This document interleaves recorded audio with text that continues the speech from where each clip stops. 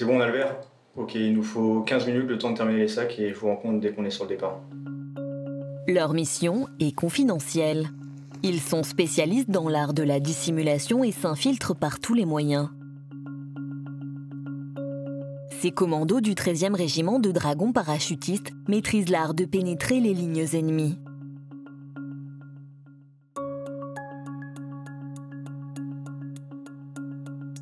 Cette nuit, dans le plus grand secret, ces caméléons vont se fondre dans la population pour collecter du renseignement. L'objectif, voir sans être vu. Et pour vraiment être fin sur les analyses, on utilise la thermique qui nous permet de voir bien ce qu'ils font de nuit. Donc on verra très bien la personne faire les gestes, s'il y a des échanges d'armement ou quoi que ce soit, on le verra. De précieuses informations récoltées, autant d'indices susceptibles de prévoir les prémices d'un conflit. Des éléments d'aide à la décision et à la planification d'actions militaires aussi. Immersion dans le monde de l'invisible, celui du renseignement militaire.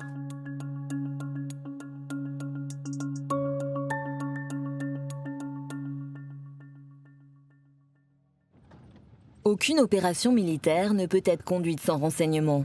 Il faut gagner la guerre avant la guerre, comme l'affirme le général Burkhardt, le chef d'état-major des armées dans sa vision stratégique. C'est encore plus vrai aujourd'hui, où les guerres hybrides se conjuguent à la combinaison permanente de la compétition, de la contestation, voire de l'affrontement. Alors accéder à la réalité d'une situation et anticiper celle de demain, à une époque où certains sont en mesure de la falsifier, c'est le défi de la DRM, la direction du renseignement militaire. Au quotidien, ces 2000 spécialistes civils et militaires, en lien avec les unités renseignement des trois armées, mettent tout en œuvre pour conserver un temps d'avance sur nos adversaires ou compétiteurs.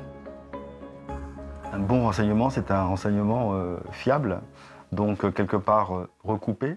C'est un renseignement qui est unique et qui permet quelque part d'être valorisé, soit en l'échangeant contre un autre très bon renseignement qu'on n'arrive pas à obtenir, soit parce qu'il apporte à notre hiérarchie, au niveau politique ou au niveau militaire, une vraie vision des choses, sans être influencé par d'autres pays ou d'autres acteurs. Installée au cœur du ministère des Armées à Paris, ainsi qu'à Creil dans l'Oise, la DRM a été créée en 1992 à l'issue de la guerre du Golfe. Alors, il y a 3 missions principales. La première, c'est l'appui aux opérations. Et vous savez que la France est engagée dans de nombreuses opérations au quotidien, et donc il faut donner du renseignement à nos militaires en opération. Il y a l'appréciation autonome de la situation qui doit être donnée également à nos dirigeants, à la fois politiques et militaires. Et puis il y a l'évaluation de la menace à long terme. Et donc dans 20 ans, dans 25 ans, à quelles menaces nous devons faire face et comment nous y préparer. Des milliers de données sont ainsi collectées et analysées par les experts de la DRM. Leur objectif, faire ressortir la bonne information. Le renseignement d'intérêt militaire se construit à partir d'un cycle immuable. Tout d'abord, la DRM oriente ses recherches en fonction des demandes des autorités politiques et militaires. Puis, elle met en œuvre ses capteurs et ceux mis à disposition par les armées pour recueillir des informations. Ces données brutes sont ensuite interprétées par des spécialistes qui vont les traduire en un renseignement pertinent. Enfin, la DRM transmet ce renseignement aux décideurs politiques, aux chefs militaires et aux forces en opération. Les données récoltées proviennent de 4 grands domaines. Le renseignement d'origine humaine, le renseignement d'origine cyber, le renseignement d'origine électromagnétique qui englobe tous les moyens de télécommunication, et le renseignement d'origine image, des images issues des satellites d'observation, d'avions de surveillance ou de drones. Chaque jour, la DRM reçoit plus d'1 millier d'images et certaines proviennent de cet appareil. 20 mètres d'envergure, une discrétion sonore et visuelle assurée, une endurance de vol allant jusqu'à 24 heures. Le drone Reaper stationné au Niger, dans le cadre de l'opération Barkhane et sur la base aérienne 709 de Cognac en France, embarque des capteurs ultramodernes. Le cœur de mission du Reaper, ça reste le renseignement. Donc les capteurs principaux, bien entendu, sont la boule, donc qui est un ensemble optique capable de voir de jour, de nuit, différents niveaux de zoom. Donc vraiment de faire du renseignement sur de longues périodes. Et c'est complété donc par un capteur radar qui permet de faire de l'imagerie radar et du suivi de mobile. Avec plus de 40 000 heures de vol depuis son engagement, le système Reaper joue un rôle clé dans les opérations menées dans la bande sahélo-saharienne. L'ennemi en BSS est un ennemi qui est fugace et va adapter son comportement en fonction de l'opération qui est menée. Et donc le Reaper, bien entendu, par sa persistance aérienne, va observer une situation pendant plusieurs heures, voire plusieurs jours. Et c'est ce qui va permettre vraiment de tomber sur le moment où l'ennemi va montrer des signes suspects et de transmettre ces signes suspects après à la chaîne de commandement qui prendra sa décision en toute connaissance de cause. Il faut se sortir de cet amalgame qui est fait avec une caméra volante. L'équipage est là pour analyser la vidéo. Donc ce qui sort en fait vraiment du système renseignement Reaper, c'est du renseignement et pas de l'information. Pour les toutes dernières informations que nous avons reçues, une livraison de matériel suspect aurait été livrée donc, au camp d'Irak à l'aide d'utilitaires. Au vu des observations qui ont été faites, c'est probablement du matériel qui servirait donc, à la confection d'IED. On sait qu'ils ont cette capacité. Donc au niveau des personnels, on cherche en particulier notre personne d'intérêt, plutôt trapu, habillé type paramilitaire, éventuellement avec un chèche rouge ou blanc. Donc pour l'utilisation des capteurs, au vu de ce qu'on recherche, on va plutôt faire un champ large un peu au début, essayer de détecter les véhicules. Du coup, tu vois quelque chose qui t'intéresse, n'hésite pas à le dire. On zoome dessus pour caractériser un peu plus finement, passer la couleur, essayer de voir ce que c'est, si ça nous intéresse ou pas. Ouais. Ok, bon bah du coup, on part pour la mission. Dans le cockpit de conduite du Reaper, le capitaine Antoine, opérateur capteur, pilote la boule optronique. À l'aide de sa console, il navigue entre les fonctionnalités afin d'optimiser la collecte du renseignement. Ici, je vais pouvoir aller chercher du détail, donc zoomer, dézoomer, et en fonction de ce que je recherche, jouer avec mes capteurs pour voir que ce soit de la thermique, de la couleur, voilà, en fonction de ce qu'on recherche. À quelques mètres seulement, dans le cockpit renseignement, l'opérateur image analyse le flux vidéo de la caméra embarquée. À l'aide de captures d'images, il renseigne l'activité observée. Je vois qu'il y a quelque chose qui arrive là. Il y avait quelque chose qui arrivait dans l'écran. J'ai une porte passager qui s'ouvre. Un SUV. On fait la différence entre tout ce qui est véhicules utilitaires, véhicules de gamme civile, véhicules un peu plus militaires, donc du pick-up armé. Et pareil, pour tout ce qui est personnel, on va essayer de faire ressortir au maximum la couleur des vêtements, s'ils portent un couvre-chef spécifique. Le plus dur, après, ça va être de voir de l'armement, puisque les hommes sur le terrain sont conscients qu'ils sont observés, donc ils cachent de plus en plus leur armement. Donc c'est là que notre œil entraîné permet de détecter l'armement. Ah oui, bah là, ils sont tous en train de se rassembler. On va voir, parce que bien sûr, on sait qu'ils font des IED, alors donc bien sûr, on est intéressé à savoir s'ils creusent. Ah oui, il a un chèche également. Plutôt rouge, non? Ouais, c'est deux nouveaux packs. On peut observer les habitudes en fait, des personnes, les interactions, où est-ce qu'il a été, dans quel véhicule il monte, avec qui il est, etc. Tel un chef d'orchestre, le coordinateur tactique assure l'interface entre l'équipage et l'extérieur du cockpit. Connecté à la chaîne hiérarchique, il transmet en temps réel le renseignement collecté. Le premier snap, je serai Fana pour le récupérer, pour l'intégrer et l'envoyer en temps réel. Je te donne le snap alors. Ok, merci. Il y a un pack qui est repassé au niveau du portrait. Depuis 2020, l'armée de l'air et de l'espace a fait l'acquisition de 2 systèmes plus modernes encore, le Reaper Block 5. Un nouveau standard aux fonctionnalités accrues, liaison mieux sécurisée, vidéo en haute définition, mais ce n'est pas tout. Alors, la grosse plus-value, effectivement, d'avoir une capacité ROM qui va arriver à l'horizon 2022, c'est de rentrer dans la vraie dimension multicapteur.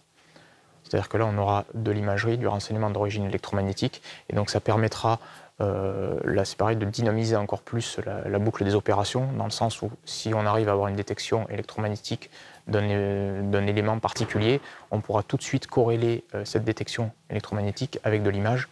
Et donc là, c'est pareil, donner encore plus d'éléments au chef pour lui donner une situation vraiment très claire.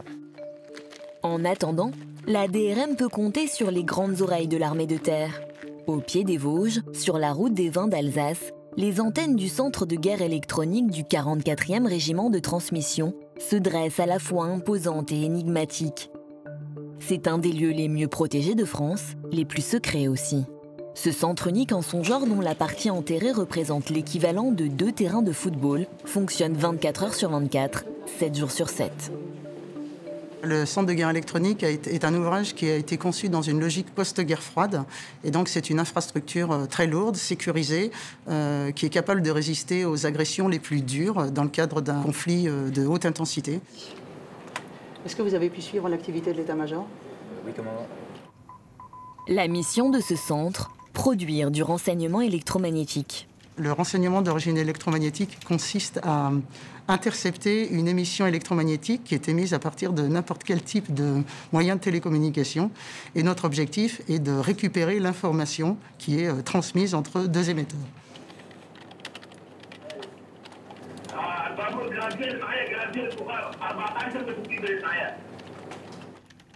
Ces données proviennent de fax, d'emails, d'appels téléphoniques ou encore de liaisons au talkie-walkie. Pour des raisons de confidentialité, nous ne connaîtrons pas la portée des antennes. Une chose est sûre, ici, les opérateurs d'interception, les analyses du signal et les traducteurs travaillent tous les jours à partir de cibles réelles d'intérêt militaire. Alors actuellement, je prends l'interception que vous voyez ici en graphie et je la retranscris sur mon PV pour pouvoir tirer de l'information. Donc c'est en code Morse, ça c'est un langage qui se traduit directement en clair. Mais avant de retranscrire le signal, il faut parfois le casser. Un signal, c'est un petit peu comme un oignon. On transporte une information à la base et en fait, on va rajouter des couches par-dessus. Et en fait, mon boulot, moi, c'est à partir de ce que j'intercepte, c'est retrouver, en enlevant les couches, l'information. On le sait, la circulation de l'information est un vecteur important, voire décisif, surtout sur les théâtres d'opération. C'est pour cette raison que le régiment est également doté d'une composante mobile. Le rôle du module de déploiement d'urgence, qui est le module lourd du régiment, est basé sur les mêmes systèmes que ce que vous avez pu voir au centre de guerre électronique. Et nous assurons en opération extérieure la continuité du centre de guerre électronique, mais déployé sur le terrain, sur différents théâtres, en tout temps et en tout lieu. Alors, nous travaillons au profit du commandement du renseignement et de l'armée de terre, mais également au profit de la direction du renseignement militaire. C'est-à-dire que nos cibles sont définies par la direction du renseignement militaire et elle est directement destinataire de toute notre production renseignement. Donc, tout sera fusionné à la fois à l'échelle du théâtre par les groupements de recherche multicapteurs et par la direction du renseignement militaire. Un peu plus loin, c'est un module léger d'urgence plus rapidement projetable qui a été monté. Okay. Montre-moi alors la VU là. Donc là j'ai ma VU, j'ai mon casque qui descend le long, qui passe dans les passes câbles et qui rejoint le serveur. Ok. Alors moi, petit point de détail, j'ai vu tout à l'heure ton équipe de montage, tu lui as donné les ordres, c'était clair. Par contre, attention, toi, de bien les contrôler aussi. D'accord. Chaque détail a son importance. Un matériel mal monté, c'est le risque d'une mission avortée et donc d'une interruption des interceptions. Oui, il faut tout prendre en compte, il faut surtout prendre le terrain en compte avec un petit peu tout ce qui est électromagnétique, enfin surtout magnétique. Là, quand on regarde un petit peu, il y a du barbelé, il y a pas mal de grillage, donc on fait attention à notre zone d'implantation. Et surtout, c'est un gros travail qui est fait en amont, justement, pour arriver sur zone et se déployer au plus rapidement et obtenir justement du renseignement d'intérêt militaire au plus vite. Les missions qu'on suit nous apportent une certaine fierté, parce qu'on est vraiment au contact sans être vraiment sur les lignes de front. Donc on a tout dans les oreilles et on se sent vraiment impliqué dans ce qu'on fait. On se passionne vraiment très facilement au métier parce que en fait, la technologie dans laquelle on travaille évolue constamment. Un bond technologique, c'est ce qu'a réalisé le ministère des Armées en lançant en novembre dernier CERES, un système spatial de renseignement électromagnétique unique en Europe. Cette constellation de 3 satellites est capable de détecter des radars et des émetteurs de télécommunications depuis l'espace.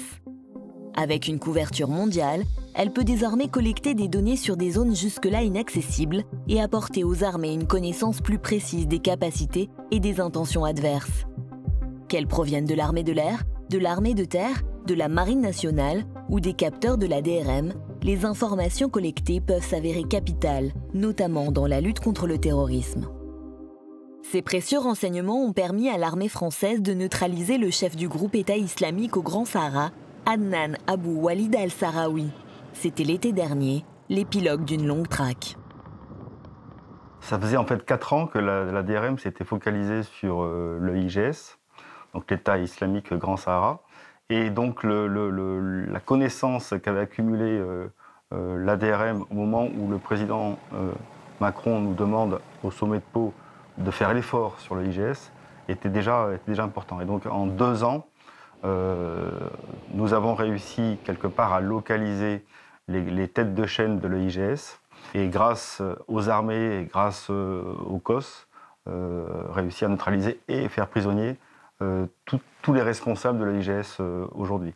Alors c'est pas définitif puisque bien sûr il y a une capacité quelque part à se régénérer, mais au moins pendant quelques mois et quelques années, on a fortement désorganisé l'État islamique au Grand Sahara. Le résultat d'un travail d'équipe engagé avec les armées, la DGSE et les services américains. Face à l'évolution constante des menaces, les coopérations entre services se multiplient. En France, on parle d'ailleurs de la Communauté nationale du renseignement qui est composée de 6 entités. La DGSE, la DRM, la DRSD pour Direction du renseignement et de la sécurité de défense sont rattachées au ministère des Armées. La DGSI, Direction générale de la sécurité intérieure, dépend du ministère de l'Intérieur. Enfin, la Direction nationale du renseignement et des enquêtes douanières, ainsi que Tracfin, qui lutte contre les circuits financiers clandestins, appartiennent au ministère de l'Économie, des Finances et de la Relance. Et au-delà de cette communauté nationale, on va dire qu'il y a une communauté aussi internationale. Et nous sommes présents à travers les services de l'OTAN, les services de l'Union européenne. Et nous avons également des partenariats bilatéraux ou multilatéraux en fonction des différentes régions. Et donc très souvent, nous nous réunissons entre directeurs du renseignement militaire au sein de la région, par exemple Indo-Pacifique, ou sur des sujets très spécifiques que sont la Corée du Nord.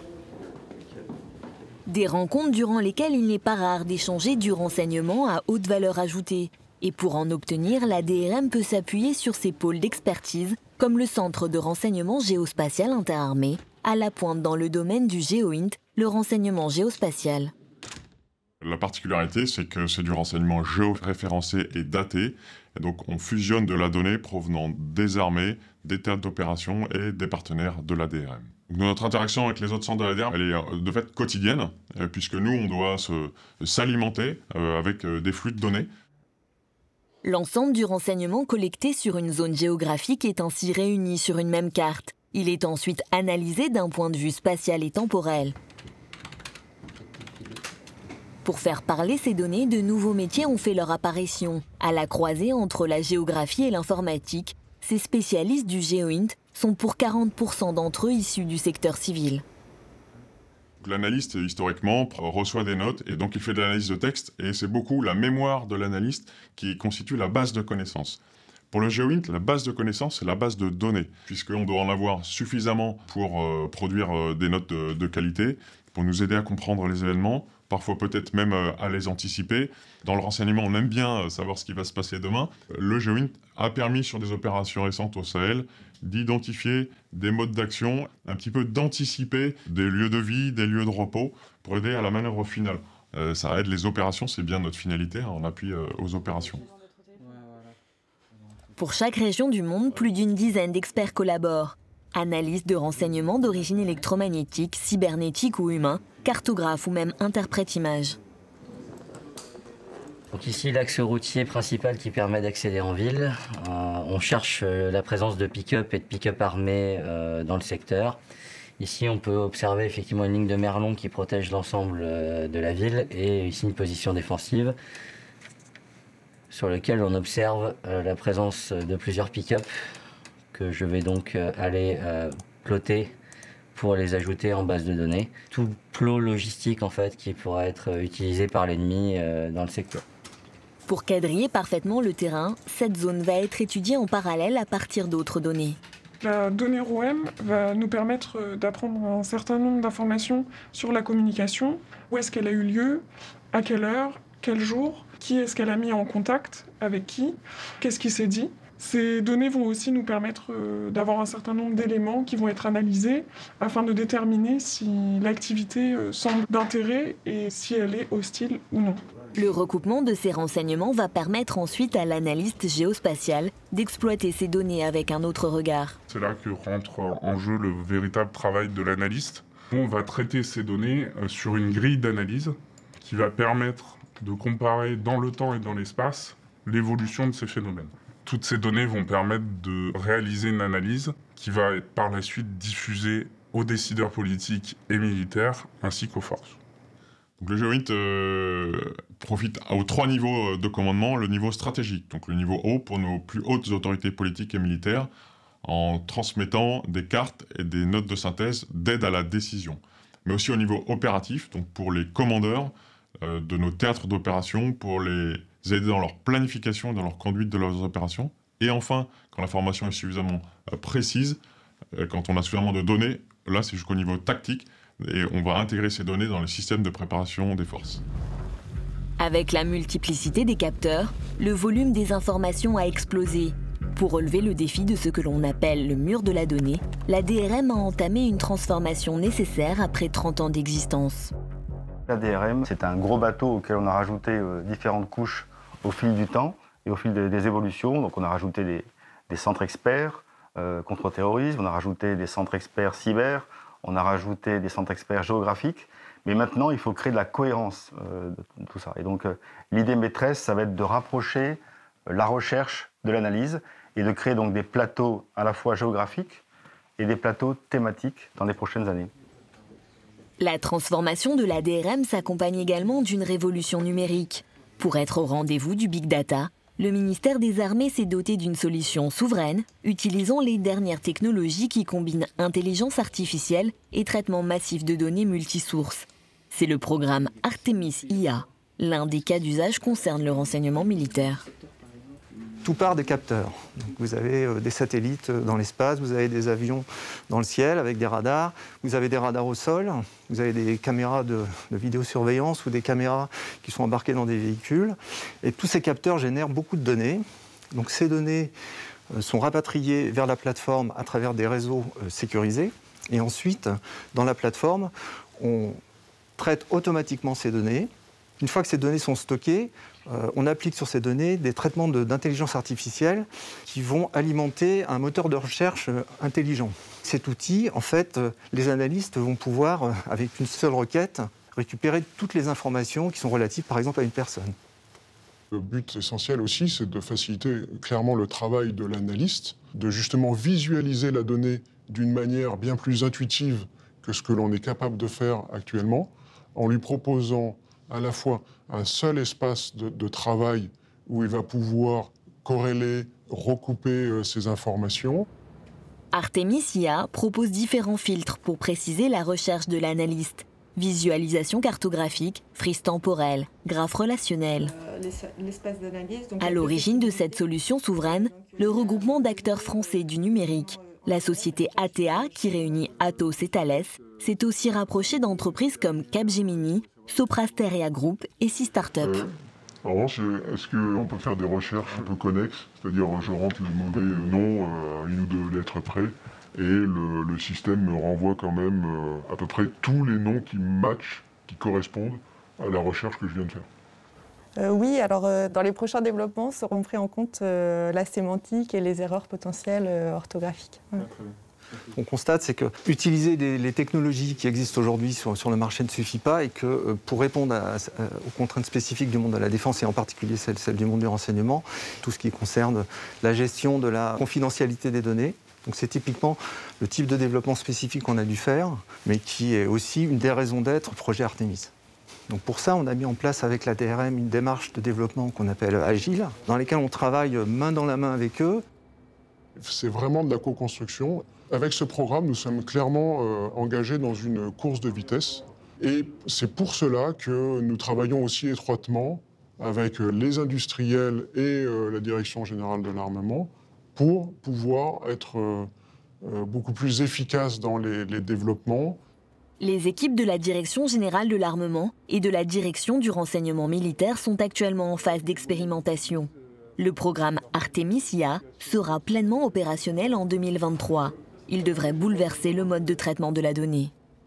L'un des objectifs principaux du programme Artemisia pour la direction du renseignement militaire, c'est justement d'accélérer le tempo de l'analyse au profit des opérations. Et donc ça va concerner à la fois, bien évidemment, la direction du renseignement militaire, mais aussi toute la chaîne de renseignement qu'on appelle la fonction interarmée du renseignement, justement, et qui irrigue jusqu'au plus près des opérations. La DRM s'est réorganisée déjà en interne et s'est dotée d'outils pour pouvoir répondre en quelques heures à ce genre d'interrogation. Là, avec Artemis, le but, c'est de passer sous la barre des quelques dizaines de minutes pour analyser le renseignement et le transmettre le plus rapidement possible aux opérations. D'autres fonctionnalités seront proposées par cette plateforme. Parmi elles, un kit de développement qui permettra aux forces armées et aux industriels de créer des applications immédiatement compatibles avec Artemisia et de capter rapidement les innovations. Pour le renseignement d'intérêt militaire, la révolution est en marche. Les nouvelles technologies numériques vont profondément renouveler les modes d'action et faire évoluer les métiers. Une transformation indispensable pour assurer l'attractivité du renseignement militaire. En ligne de mire, le recrutement et la fidélisation de ces soldats de l'ombre ultra connectés qui, au quotidien, contribuent à la sécurité des Français.